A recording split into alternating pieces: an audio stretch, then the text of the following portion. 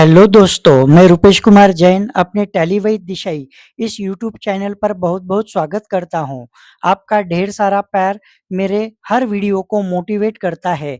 आज भी मैं आपके लिए एक नॉलेजेबल वीडियो लाया हूं, जो कि कॉमर्स लाइन के स्टूडेंट के लिए हमेशा मेरे वीडियो होते हैं।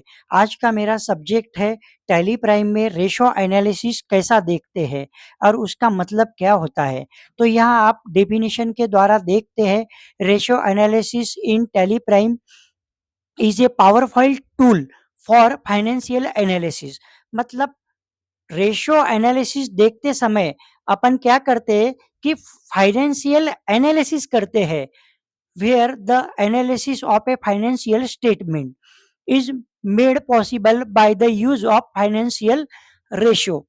It help you compare different set of financial data. मतलब फाइनेंशियल जो बातें हैं वो अलग अलग बातों को भी आप डिफरेंट तौर पे कंपेयर करते हो। जैसे कि कैश तो कैश कितनी, बैंक है तो बैंक कितनी, फाइनेंस से पैसा है तो फाइनेंस का कितना। तो एक दूसरे से आप कंपेयर करते हो कि आपके लिए क्या जरूरी है। Along with the ratio of your asset with the respect to your liabilities. मतलब अपने पास एसेट कितनी है, लाइबिलिटीज कितनी है। अगर एसेट से ज्यादा लाइबिलिटीज हो जाए तो अपनी कंपनी तो दिवालिया निकल जाएगा। उसके बाद कंपनी में कैश इन हैंड कितनी है, स्टॉक इन हैंड कितना है, एंड सो ऑन।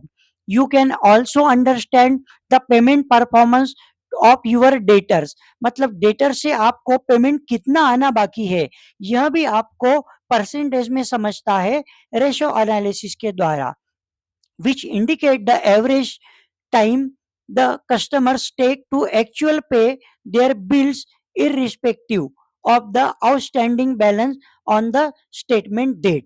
इसका मतलब हो गया कि आपके जो भी कस्टमर है, आपको किस पीरियड में आपको पैसा लाकर देने वाले हैं और उन पैसे का रेशो कितना है जो आउटस्टैंडिंग बैलेंस है आज के तारीख में, मतलब स्टेटमेंट डेट।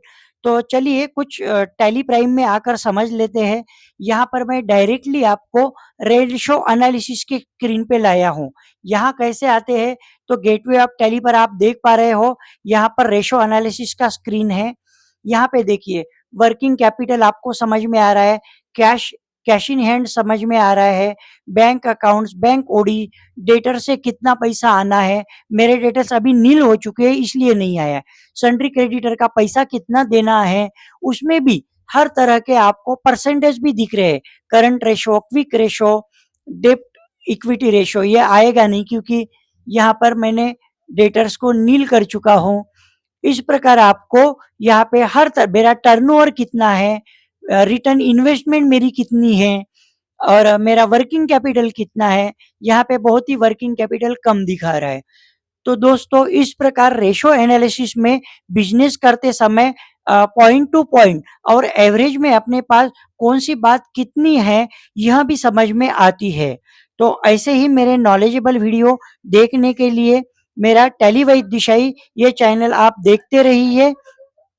जय हिंद दोस्तों, वंदे मातरम।